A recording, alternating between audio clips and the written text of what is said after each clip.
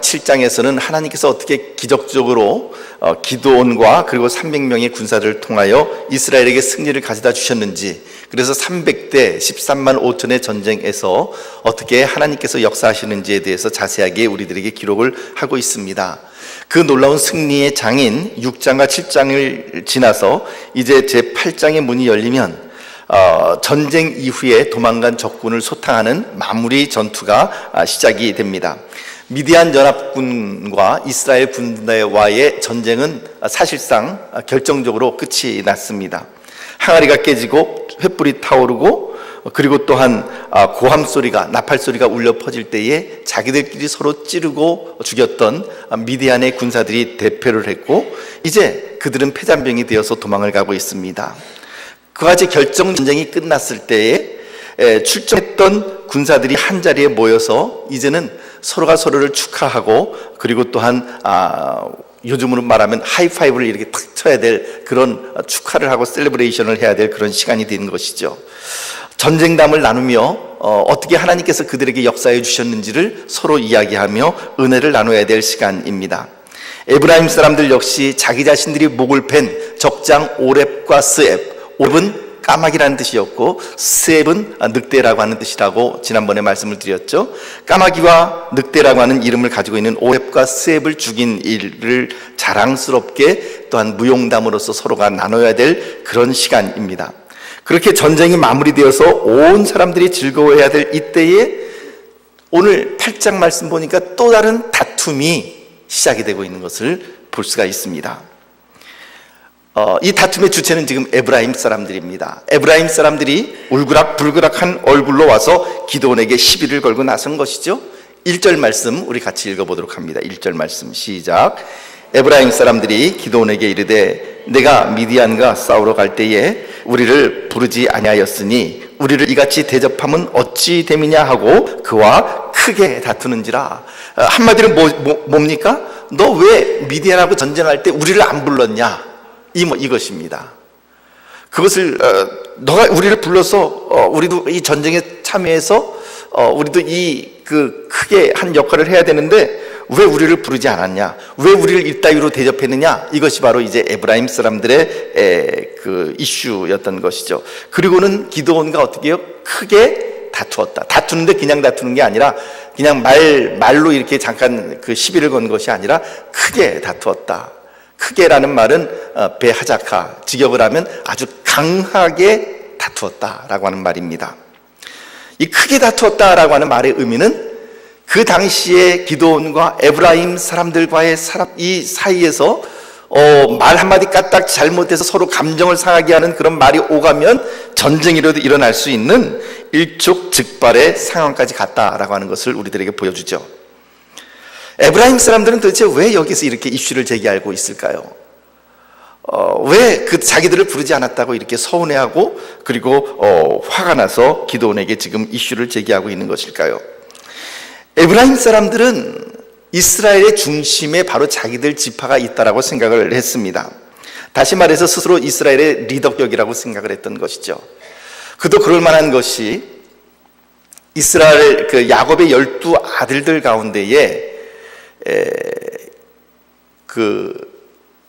요셉의 이름이 없이 누가 들어가죠? 요셉 대신에 에브라임과 므낫세, 요셉의 아들인 에브라임과 므낫세가 두 몫을 받아서 12지파 안에 들어가게 됩니다.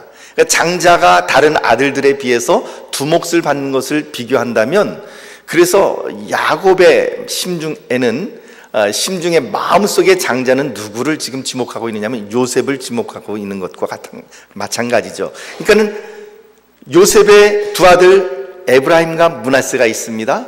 그런데 에브라임과 므낫세 가운데 누가 형이었고 누가 동생이었습니까? 형은 므낫세, 동생이 에브라임이었죠.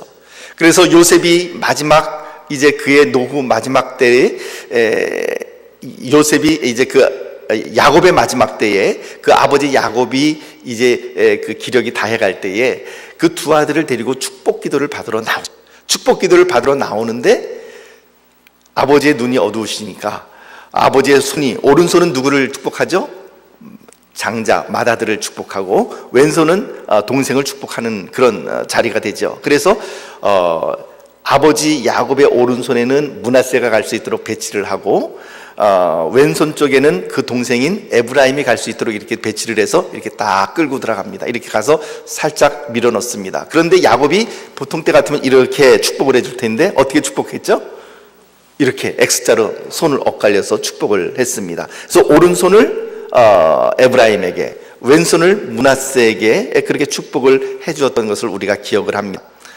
물론 요셉이 깜짝 놀라서 아버지 장자가 이 아이입니다 라고 얘기를 하지만 야곱이 뭐라고 얘기하면 나도 안다 아들아 그렇게 이야기를 하며 하나님께서 축복하시는 대로 지시하시는 대로 그렇게 축복을 해줍니다.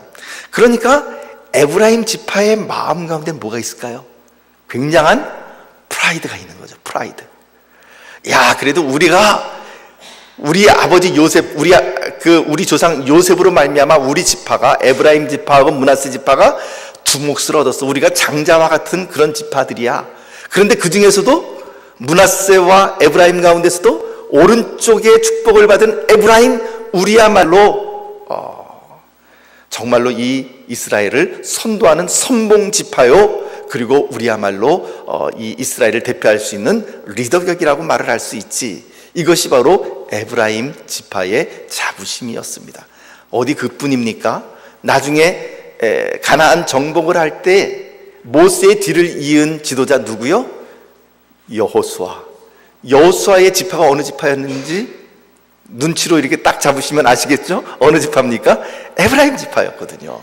그러니까 야, 여호수아도 우리 지파 사람이지. 그 장자의 축복을 받은 그런 가운데서도, 장자의 축복 가운데서도 오른손의 축복을 받은 지파가 우리야 라고 생각하는 것이 바로 이 에브라임 지파의 굉장한 자부심이었습니다. 그러므로 자신들이 늘 항상 중심이 되어야 되고, 미디안과 전쟁을 해야 된다면 숫자도 많고 전쟁에 능한 자기들이 중심이 되어야 된다고 생각을 했는데, 기도는 자신들과 한마디 상의도 없이 전쟁을 치렀고 자신들에게는 연합하자고 하는 요청조차 하지 않았다라고 하는 것입니다. 자, 이쯤에서 한번 우리가 어떤 지파가 기드온과 함께 연합해서 미디안과의 전쟁을 치렀는지를 우리가 잠깐 한번 살펴보도록 하겠습니다. 사사기 6장 34절에서 35절 말씀 우리 같이 볼까요? 사사기 6장 34절, 35절 말씀입니다.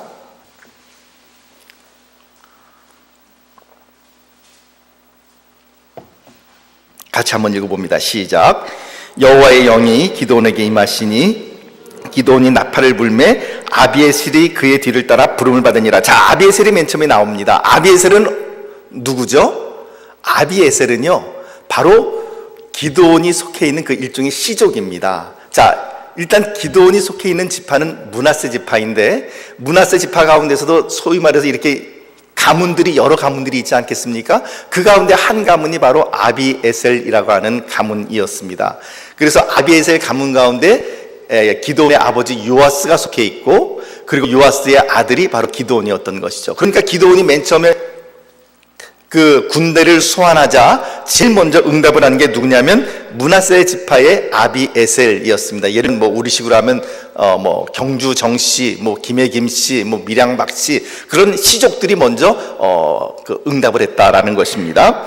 그 다음에 35절 말씀 볼까요? 35절 시작.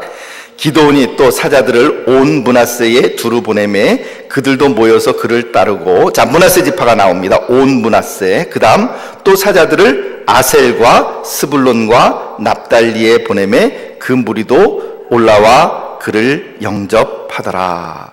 자, 그러면 여기서 한 가지 우리가 의문사항이 있습니다. 미디안 내 연합군이 13만 5천 명이 올라왔고, 그래서 그 기드온이 군사를 이렇게 소집을 했는데, 처음 최초에 왔던 군사의 수가 모두 몇 만이었습니까? 3만 2천 명이 소집이 돼서 올라왔습니다. 그런데 그 3만 2천 명이 어디에서 징집됐느냐? 어디에서 왔느냐? 아비에셀 그 므낫세가 속해 있는 그 가문을 그 포함한 온 므낫세, 즉 기드온이 속해 있는 므낫세 지파와, 그리고 아셀, 스불론, 납달리 이 4개 지파만 지금 이름이 등장하고 있습니다. 그러면 예를 들면 베냐민 지파라든지 유다 지파라든지 에브라임 지파라든지 갓 지파라든지 다른 지파들은 지금 도대체 다 어디 있나요? 그런 의문이 우리들에게 듭니다.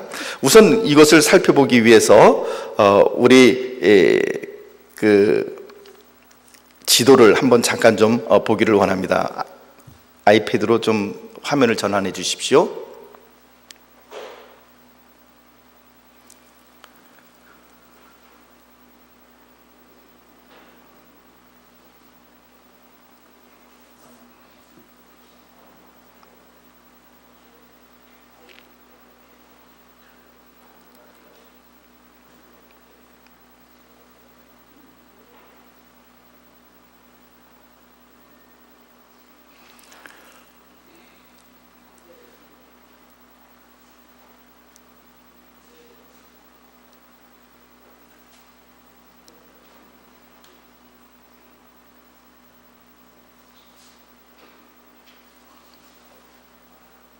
예. 지금 그 므낫세 지파, 먼저 기드온이 속해 있는 므낫세는 지금 어디 있냐면 이 이스라엘 지도 가운데서 확대한 이 부분이 지금 므낫세가 있고, 그 다음에 또 보면은 위쪽에도 또 므낫세가 있습니다. 그래서 므낫세 지파는 양쪽으로, 그러니까 요단강을 기점으로 해서 요단강 동편에 한 반지파가 있었고 요단강 서편에 또한 반지파가 있었던 것을 우리가 볼 수 있죠. 그래서 우리가 아까 읽었던 아비에셀이 그의 뒤를 따라 부름을 받고 기드온이 또 사자들을 온 므낫세에 두루 보냈다라고 할 때 이 온이라고 하는 이름이 붙은 이유는 이와 같이 므낫세 지파가 반씩 이렇게 나뉘어서 트랜스조르단, 즉 요단강 동편과 그리고 요단강 서편에 이렇게 서로 반씩 나뉘어져 있었기 때문에 그렇습니다. 그래서 지금 이 전쟁에서 그 동참했던 지파는 므낫세 반지파 이렇게 양쪽 합쳤고, 그리고 지금 아셀 지파는 어디 있습니까? 바로 여기 있죠. 요즘으로 따지면은 하이파 있는 이쪽에 그 지중해 쪽에 아셀 지파가 있었고, 그리고 이제 스불론 지파가 있죠. 스불론 지파는 바로 여기 있습니다. 바로 아셀 지파 바로 옆에 스불론이 있었고, 그리고 납달리 지파가 바로 여기에 있었습니다. 이렇게 있었죠. 자, 그러니까 지금 여기에서 보면은 이 전쟁터는 지금 어디에서 전쟁이 일어나고 있냐면은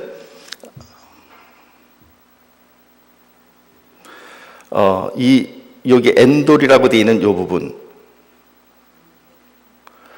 이쪽 부분에서 지금 그 전쟁이 일어나고 있는 상황입니다. 자, 그런데 한번 보세요. 미디안의 연합군과 이스라엘군의 이스라엘군 사이에 전쟁이 벌어지고 있는데, 이 전쟁에서 지금 살펴보았던 것처럼 이 엔도를 중심으로 해서 지금 전쟁이 일어나고 있는데, 이 전쟁에 참여한 지파들은 다 어떤 지파들입니까? 한번 보십시오. 므낫세 지파가 있었습니다. 므낫세 지파. 그리고 이사갈 지파는 지금 나타나 있지는 않지만 스불론 지파가 있죠. 그 다음에 아셀 지파가 있습니다. 납달리 지파가 있습니다. 공통점이 다 뭐죠? 공통점은 이 미디안 연합군이 지금 쳐들어온 그 근방에 있는 지파들이에요. 다. 에브라임 지파는 어디 있습니까? 에브라임 지파는 여기 있어요. 므낫세 지파보다 한참 아래죠.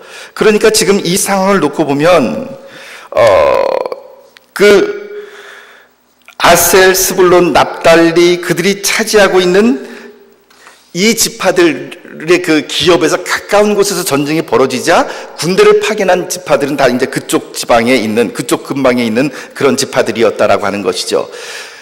그런데 여기서 제기되는 질문이 있습니다. 그렇다면 왜 다른 지파, 아까도 말씀드린 것처럼 에브라임이나 유다나 베냐민이나 다른 지파들에서는 군사를 파견하지 않았을까요? 기드온이 그들에게 사자를 보내서 군사를 파견해달라고 요청을 하지 않은 이유가 도대체 무엇일까요? 그것이 바로 이제 그 에브라임이 지금 이슈를 제기하고 있는 그런 내용이죠. 먼저 이 지도를 갖다 꺼야 되니까 지도를 끄기 전에 잠깐 좀 몇 가지를 좀 더 말씀드리도록 하겠습니다.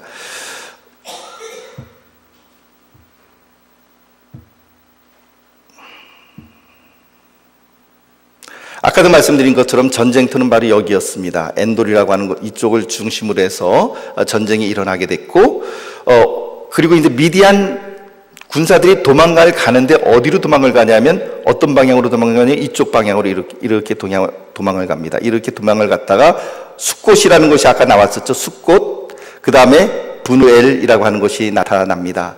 그래서 이곳을 지나서 이제 그 미디안 연합군들이 도망간 곳은 이런 방향으로 이렇게 도망을 가게 된 것이죠. 그런데 이 도망가는 루트를 보십시오. 숫곳과 분우엘 쪽으로 간데 이쪽이 지금 가까운 곳이 어느 지파가 가깝습니까? 문세 지파를 제외하고는 바로 에브라임 지파가 가까운 것이죠. 그러니까는 기드온이 에브라임 지파 사람들한테 뭐라고 얘기를 하냐면 너희가 이 요단강 수로를 좀 막아달라. 막아서 이 미디안 그 병사들을 좀 너희가 치는데 도와달라라고 이야기를 하게 되고, 그래서 에브라임이 들어와서 이 요단강 수로를 막고 거기서 잡았던 적장 2명의 이름이 뭐라고요? 까마귀라는 이름의 오렙과 늑대라고 하는 이름의 스앱을 거기서 잡아 죽였던 것을 볼 수가 있습니다. 그러니까는 사실 지금 에브라임이 왜 그 오렙과 스앱을 죽이게 되었는지 그런 것들도 지금 이 지형을 통해서 우리가 보게 되면은 어느 정도 좀 이해가 될 수 있는 부분입니다. 자, 이제는 지도를 꺼주셔도 되겠습니다. 자, 여기에서 지금 우리가 볼 수 있는 것은 무엇입니까? 문제는 왜 다른 지파들은 기드온에게 군사를 보내지 않았는지, 혹은 기드온이 아예 군사를 보내달라고 요청도 하지 않았는가라고 하는 것이죠. 아마도 그 당시에 지파들 간의 가능성이라고 하는 것은 이런 분위기가 있었던 것 같아요. 그러니까 다른 지파들한테는, 즉 직접적으로 와가지고 직접적으로 그 전쟁의 어떤 그런 전쟁을 통해서 직접적으로 피해를 받지 않는 어떤 다른 지파들 사이에서는 그 전쟁은 너네들끼리, 화급한 전쟁은 너희들끼리 화급하게 하고 우리는 거기에 별로 관여하고 싶지 않다라는 그런 분위기 자체가 있었을 수 있다라고 하는 것이죠. 그러니까는 그 전쟁은 니네 전쟁이니까 니네가 감당해, 이런 어떤 분위기가 있었던 것 같아요. 분명한 사실은 이스라엘 12지파 사이에 긴밀한 관계가 이미 깨어졌다라고 하는 것이고, 군사를 파견해도 응답하지 않는 분위기가 자체가 바로 그 당시의 분위기였다라고 하는 것입니다. 자, 말씀 처음으로 다시 돌아갈게요. 미디안 14만 5천 명이 들어왔습니다. 쳐들어왔습니다. 응답해서 왔던 군사들은 이스라엘 3만 2천이었습니다. 물론 하나님께서 거기서 돌려보냈지만, 그런데 3만 2천만 가지고서도 기드온의 마음 가운데 어떤 마음이 들었을까요? 이거 가지고 될까? 그러니까 할 수만 있다면 어디서든지 더 이 군사적인 지원을 더 받고 싶은 마음이 기드온의 마음이었을 겁니다. 그럼에도 불구하고 에브라임에게 요청을 하지 않았던 이유는 무엇일까요? 가봤자 소용이 없다라고 하는, 보내봐야 소용이 없다라고 하는 그런 분위기가 감지되었다라고 하는 것입니다.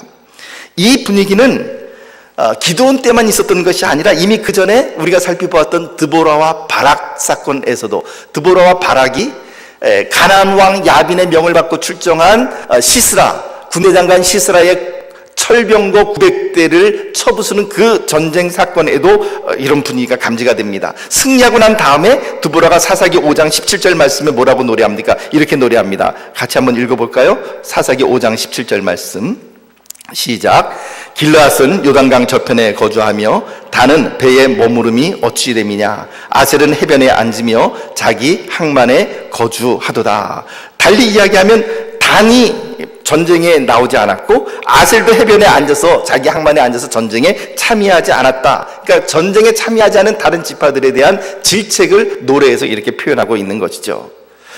드보라와 바락이 가나안 왕 야빈과 전쟁할 때에도 길르앗, 즉 갓지파와 아셀지파와 단지파가 전쟁에 참여하지 않았음을 이렇게 노래를 하고 있는 것입니다. 이처럼 미디안으로부터 온 모든 이스라엘이 고통을 받았지만 정작 전쟁에 참여한 지파는 몇 되지 않는 상황을 우리는 어떻게 이해를 해야 되는가? 분명한 사실은 지파들 간의 긴밀감, 지파들 간의 연합이 아주 긴밀하지 못한, 그러니까 예전만 하지 못했고 다른 형제들의 고통을 자기 자신들의 고통처럼 온전히 받아들이지 못했다라고 하는 것은 분명한 사실 같습니다. 자, 그 상황 가운데에서 이제 결정적으로 미디안 14만 5천 명이 다 패하고 12만 명이 무려 죽고 15,000명이 이제 도망을 가서 이제 패잔병으로 아까 그 루트 있죠. 요단강을 따라서 쭉 내려가다가 숫곳과 분우엘 이제 그쪽을 통해서 이렇게 도망을 가게 되는데 그것을 도망가면서 에브라임 지파에게 기드온이 요청을 합니다. 와서 그 패잔병들을 좀 쳐달라라고 해서 에브라임이 이제 들어왔습니다. 근데 에브라임 사람들이 전쟁에 참여한 것은 언제였습니까? 전쟁 초기가 아니라 이미 전쟁이 다 거의 마무리가 된 상태에서 이제 그 끝마무리를 하러 들어온 것이었습니다. 따라서 이제 승리의 공적, 승리에 대한 어떤 표창장을 상급을 나눈다면 에브라임 지파 사람들은 어느 정도 받을 수 있을까요? 그 스스로 생각하기도 아마 그런 생각이 있었던 것 같아요. 전쟁이 다 끝난 상태에서 남이 다 이겨놓은 식탁에 밥 숟가락 하나 이렇게 올려놓은 것 같은 그런 느낌을 에브라임 사람들이 받은 것 같습니다. 그래서 그들은 자존심이 상하고 뭔가 불편한 마음이 들었던 것을 볼 수가 있습니다. 그런데 거꾸로 전쟁 초기에 그러면 에브라임에게 사신을 보내서 기드온이 군사를 보내달라고 요청했으면 에브라임 지파 사람들이 군대를 보냈을까? 사실 거기에 대해서도 좀 회의가 듭니다. 왜냐하면 말씀드린 것처럼 손 하나 아쉬운 상태에서 정말로 에브라임 지파가 군대를 보낼 수 있는 정도의 가능성이 있는 지파였다면 아마 기드온이 분명히 그들에게 요청을 했을 것이라는 생각을 하는 거죠. 그럼에도 불구하고 사신을 보내지도 않았다라고 하는 것은 실질적으로 전쟁 초기였으면 아마 에브라임 지파도 전쟁에 참여할 수 있었을까라고 하는 그런 의문심이 드는 것이죠. 어찌됐든 이제 다 이긴 전투에서 살짝 숟가락 하나 얹어 놓게 되자 에브라임 사람들의 마음이 자존심이 좀 상했습니다. 그리고 뭔가 불편했습니다. 말씀드린 것처럼 에브라임은 은연중에 므낫세 지파에 대해서 우월감을 가지고 있던 지파입니다. 너희들은 왼손으로 우리 그 조상 야곱이 축복할 때 왼손으로 축복받았지 우리 조상 에브라임은 오른손으로 축복을 받았어. 우린 그런 지파야. 이런 자부심을 가지고 있었는데 그 자부심에 이제 상처를 입게 된 것이죠. 여호수아를 배출하였고 그래서 지도자의 위치를 줄곧 유지해 왔는데 이제는 그 위치가 흔들리고 있다라고 하는 그런 불안한 마음이 에브라임 사람들에게도 들었던 것 같기도 합니다. 그래서 에브라임의 불평은 어떤 불평입니까? 한마디로 이야기하면 이 에브라임 사람들의 이 불평은 우리 자신들의 모습을 여기서 볼 수가 있는데 이런 마음이 있었던 것 같습니다. 내가 중심이 되지 못하면 암만 승리를 하고 어떻든지 간에 내가 그 승리의 주역이 되지 못한다면, 내가 중심이 되지 못한다면 불편한 거예요, 마음이. 오늘 우리들 가운데서 혹시 그런 분들이 없습니까? 한국 사회에도 마찬가지고요. 그리고 또한 각 개인들도 마찬가지고요. 우리 각자에게는 이런 에브라임 지파와 같은 마음들이 각각 조금씩은 있는 것 같습니다. 어떤 일이든지 내가 중심이 되지 않으면 별 기분이 상하는 거죠. 내가 중심이 되어서 무엇인가 이렇게 일이 진행되면 마음이 기분이 좋아집니다. 그런데 내가 중심이 되지 못하면 마음이 불편한 것이죠. 그런데 오늘 이 에브라임 사람들의 불평은 단순한 지파와 지파 간의 헤게모니 싸움이 아니었습니다. 왜냐하면 지금 하나님께서는 사실 기드온을 사용하셨고 기드온에게 왔던 군사들 가운데서도 300명을 남겨놓고는 다 돌려보낸 그런 상황이었죠. 그래서 이 전쟁이 사람의 전쟁이 아니라 바로 하나님의 전쟁이라고 하는 사실을 선포하고 나가는 그런 상황이었는데 지금 에브라임 사람들은 무슨 말을 하는 겁니까? 내가 중심이 돼야 되겠다라는 것입니다. 하나님 중심보다도 내 중심이 돼야 되겠다라고 하는 그런 모습이 에브라임 지파 사람들의 이런 불평 가운데 있는 것이죠. 어떻습니까? 혹시 이 가운데 우리들의 모습이 살짝 보이지는 않습니까? 그렇다면 우리들도 역시 분명히 하나님 앞에서 우리의 마음을 분명히 정직하게 투영하고 그리고 하나님 앞에서 이런 불편한 마음들이 있다면 그것을 하나님 앞에 또한 내려놓아야만 될 것입니다. 내가 중심이 되는 것이 아니라 하나님 중심이 돼야 되는 것이죠. 하나님의 전쟁이기 때문에 더더욱 그렇습니다. 에브라임의 이런 불만 어린 항의에 에브라임 편에서는 옳소 하고 박수를 치는 사람들이 있었겠죠. 반면에 기드온 편에, 즉 므낫세 지파 쪽에서는 이거 해도 너무하네. 그렇게 너희들이 그렇게 그런 주장을 할 것 같으면 애초에 전쟁이 벌어졌을 때 처음부터 부대를 좀 보내오지, 그때는 꼼짝도 안 하고 있다가 이제 와가지고 다 이겨놓고 이긴 전쟁에서 숟가락 하나 살짝 얹어놓고는 이제 와서 너희가 그런 소리를 할 수 있어? 이런 말이 이제 므낫세 지파 쪽에서 이렇게 나올 수 있는 그런 말들이었죠. 그러니까 그런 서로 간에 불편한 마음이 있을 때에 기드온이 어떤 답변을 합니까? 사사기 8장 2절에서 3절 말씀을 같이 읽어봅니다. 시작. 기드온이 그들에게 이르되 내가 이제 행한 일이 너희가 한 것에 비교되겠느냐? 에브라임의 끝물 포도가 아비에셀의 만물 포도보다 낫지 아니하냐? 하나님이 미디안의 방백 오렙과 스앱을 너희 손에 넘겨주셨으니 내가 한 일이 어찌 능히 너희가 한 것에 비교되겠느냐 하니라. 기드온이 이 말을 하매 그때에 그들의 노여움이 풀리니라. 기드온의 말을 풀어보면 이렇습니다. 여러분, 내가 행한 이 작은 일들이 여러분이 행한 그 엄청난 일에 비교할 수나 있겠습니까? 에브라임의 끝물 포도, 여러분 어떤 그 과일이든지 끝물에 나오는 그 과일은 좋은 과일입니까? 아니면 조금 좀 떨어지는 과일입니까? 제철에 나오는 것보다는 좀 떨어지는 게 끝물이죠. 그래서 에브라임의 끝물 포도라고 하는 말은 사실 너희 지파에서 나오는 그 여러분 지파의 못난이라 할지라도 이 아비에셀의 만물 포도, 아비에셀은 누가 속해 있는 것이죠? 기드온 자기 자신이 속해 있는 그 씨족이죠. 그 가문이죠. 그래서 그 아비에셀의 만물 포도보다 낫지 않냐, 이런 말을 하고 있습니다. 달리 이야기하면 에브라임 지파의 못난이를 내세워도 우리 지파의 영웅보다 더 낫지 않겠습니까? 이런 말을 하고 있는 것이죠.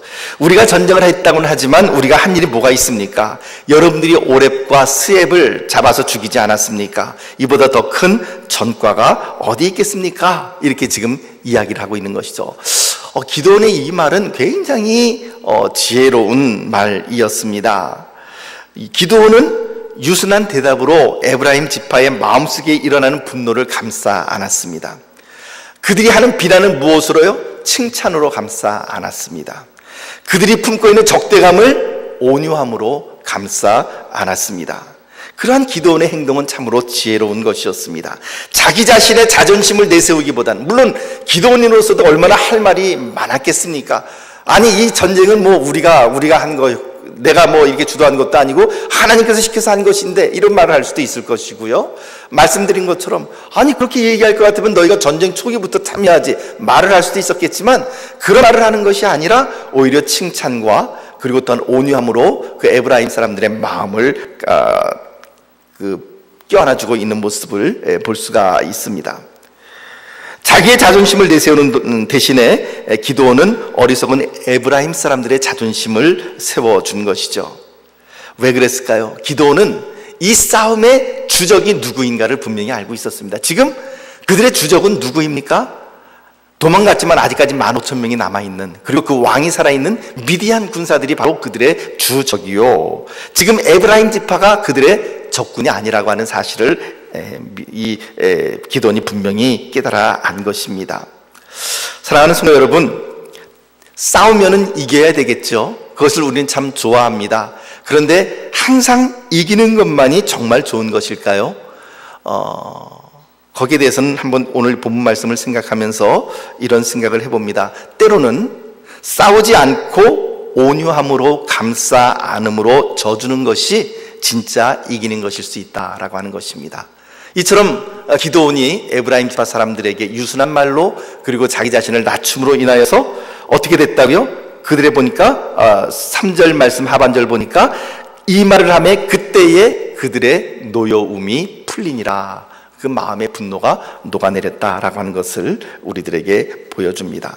사랑하는 성도 여러분, 부부 싸움에서 이기고 교인들끼리 싸워서 이겼다고 해서 하나님이 잘하였도다 충성된 종아 이렇게 이야기하겠습니까? 그거는 아닙니다. 우리의 싸움은 가족과 공동체를 상대로 해서 싸우는 싸움이 아니라 누굽니까? 에베소서 말씀에 의하면 우리의 씨름은 혈과 육에 대한 것이 아니요 공중의 권세 잡은 자들에 대한 싸움인 것을 분명하게 선포하고 있죠. 그래서 우리의 진짜 싸움은요, 눈에 보이는 형제나 그리고 나의 마음을 갉아내리는 그런 사람이 아니라 그들은 함께 나와 함께 싸워야 할 동료들이고 그리고 함께 하나가 되어야 될 공동체의 일원이지 진짜 우리의 싸움의 주적은 누구라고요?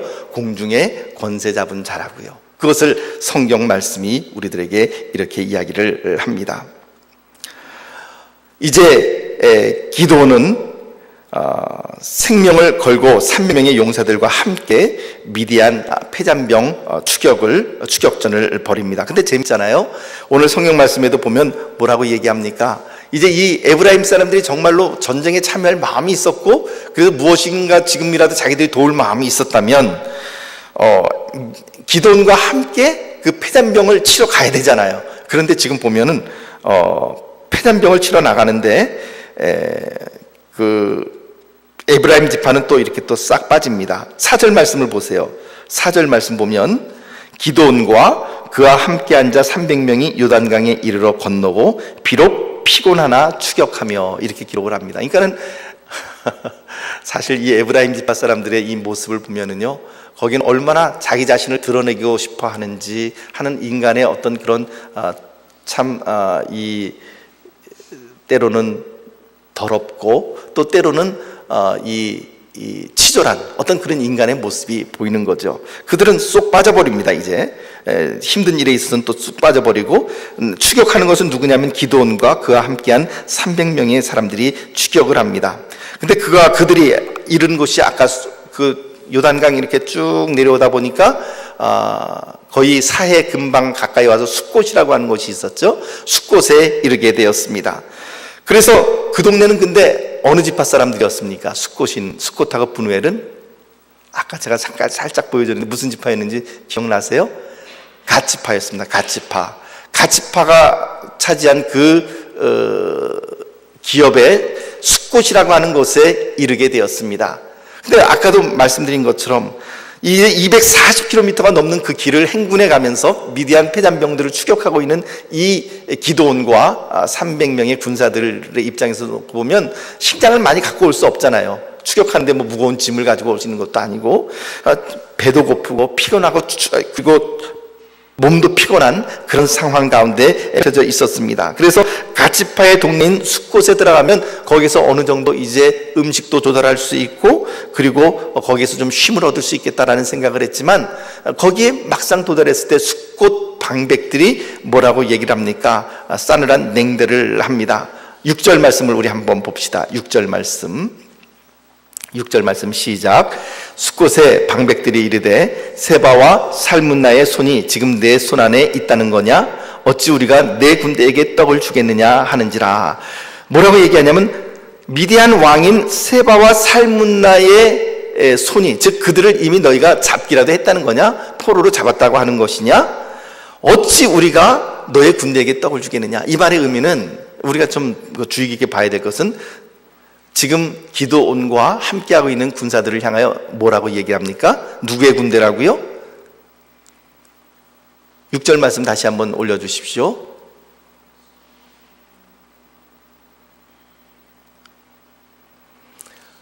우리가 누구에게 어떤 누구의 군대에게? 밑에서부터 두 번째 줄. 어찌 우리가 내 군대에게. 사실 내 군대라고 이야기를 할 수 있는 상황입니까 지금? 이스라엘의 전체의 적이 지금 미디안인데 그 미디안을 치러 가는 이 기드온과 300명의 군사들에게 그들이 격려해주고 야 우리가 함께해야 되는데 정말 함께하지 못해서 미안하다 이렇게 이야기를 하고 따뜻한 빵으로 그들을 배불리 먹이고 그리고 시원한 우유로 그들을 배불리 마시게 하고 기력을 되찾게 해주는 것이 마땅한 일 아니겠습니까? 그런데 뭐라 그러냐면 우리가 네 군대에게 떡을 주겠느냐 빵을 주겠느냐 이렇게 이야기를 하고 있는 것입니다. 이 한 단어만 가지고서도 지금 이 숫곳 사람들의 마음 상태를 알 수가 있는 거죠. 이들은 비록 한 이스라엘이지만 마음이 지금 갈라져 있는 상태에 있는 것을 볼 수가 있습니다. 그뿐만 아니라 아까도 우리가 보았던 것처럼 그들은 요단 동편에 지금 살고 있는 사람들입니다. 달리 이야기하면 미디안의 접경과 굉장히 가까운 곳에 있는 사람들이었죠. 그래서 혹여나 기드온과 그 300명의 사람들을 도와줬다가 나중에 미디안이 복수를 하기라도 한다면 어떻게 할까? 아마 이런 마음들이 그들에게 있었던 것 같습니다. 그래야 결국 그들은 기드온을 향하여서 도움의 손길을 거절하게 되죠.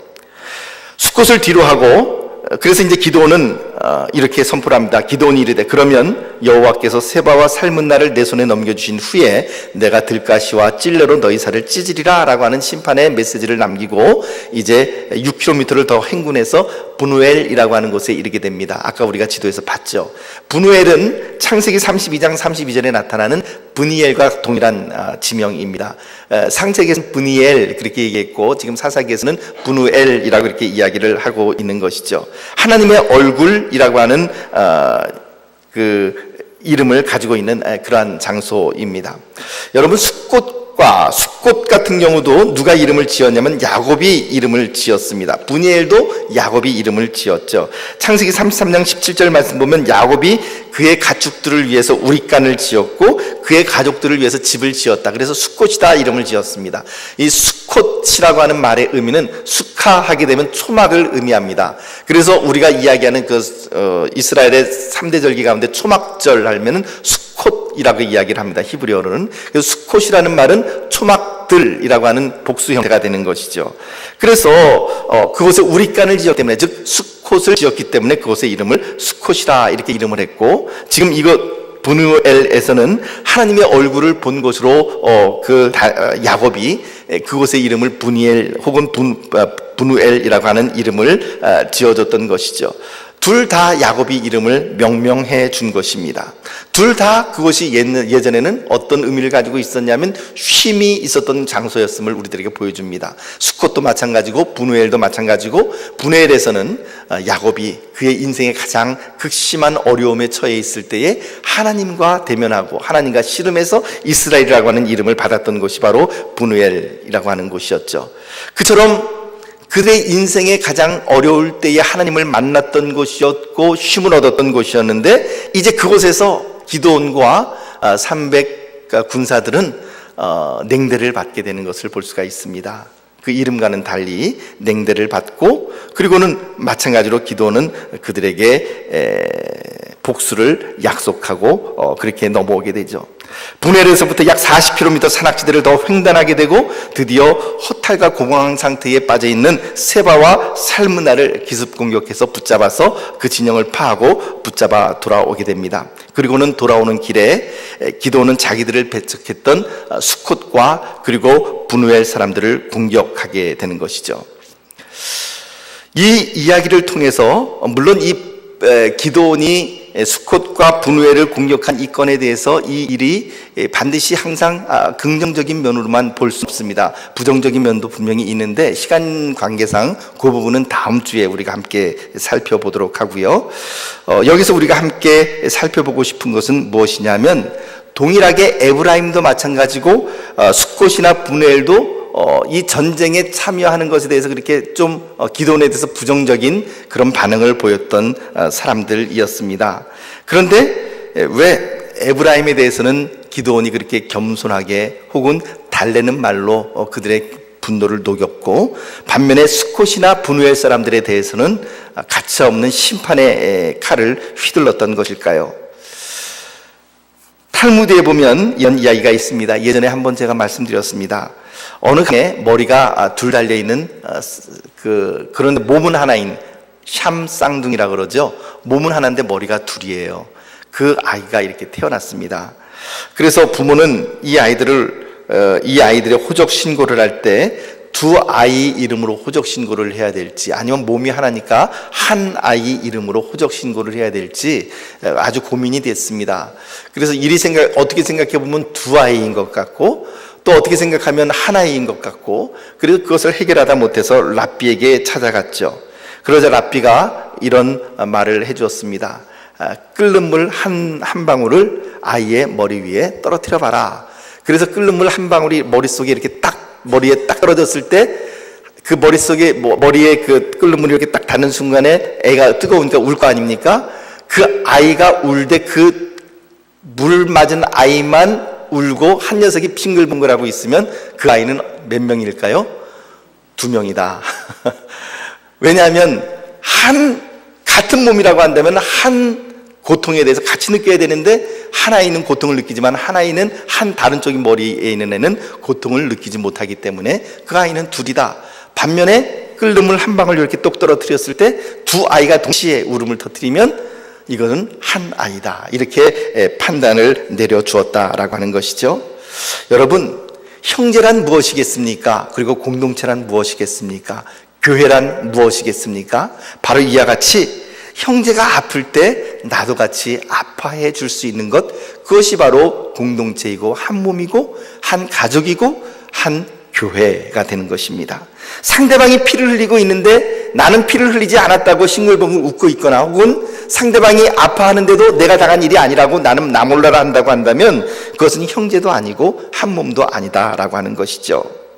오늘 사사기의 말씀은 지금 이 에브라임 지파와 그리고 숫곳과 분우엘 이 사건들을 통해서 물론 그 가운데에서 역사하고 계시는 하나님의 놀라운 승리의 사역을 우리들에게 증언해주고 있지만 그럼에도 불구하고 이 사이사이에 끼어들어오고 있는 이 이야기와 이야기 사이에 끼어들어오고 있는 이런 긴밀하지 못한 지파들 간의 어떤 그런 모습들, 불화의 모습들, 그리고 하나 되지 못하는 모습들, 이런 모습들을 통해서 우리들에게 과연 한 이스라엘이라고 하는 것이 의미하는 것은 무엇인지, 한 공동체가 된다라고 하는 것은 무엇을 의미하는지, 이것을 우리들에게 적용한다면 한 교회 안에서 같이 신앙생활한다는 것이 무엇을 의미하는지, 한 성도가 된다라고 하는 것은 무엇을 의미하는지 우리들에게 보여주고 있다라고 생각을 합니다.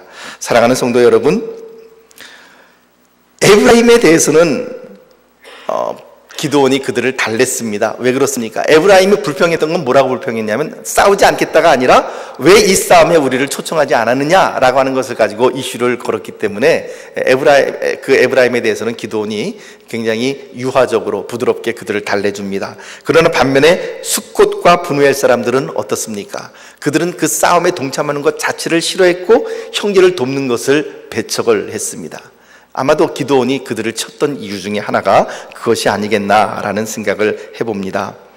사랑하는 성도 여러분, 오늘 우리는 무엇을 향하여 대적하고 있습니까? 우리는 우리가 싸워야 될 주적이 누구인지 분명히 알고 있는 것입니까? 혹 우리의 힘을 형제를 대적하는 일에 사용하고 있지는 않습니까? 그렇다면 방향이 잘못된 것입니다.